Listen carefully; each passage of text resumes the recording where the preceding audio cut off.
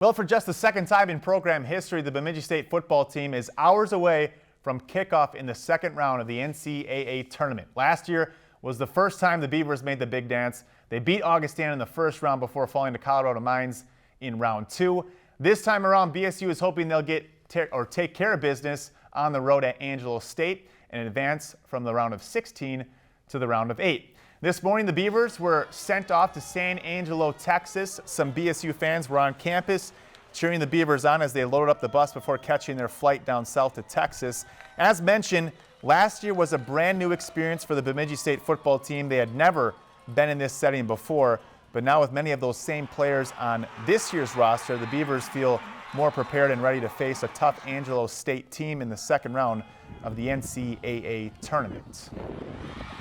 I think that's huge, to be honest. I think we got to see what worked as a team last year and the things that affected us in a negative way and the things that helped us. And I think this group honestly is just so different all across the board, offense and defense. We're picking each other up when we need to. It's just a whole different almost swagger to this year. It feels like it's a business where we know what we need to do, we know what we can do, and now it's just we're kind of out here to prove it now. Looking at it, we're going to have our hands full, but it's kind of strength on strength. Our offense has been able to put up points. We've been able to slow down the run game. So that's going to be a big part of the game, whether we can limit what they do on the ground, which, UMD wasn't able to do last year in the first round. They got after Duluth pretty well. But it's going to be a challenge.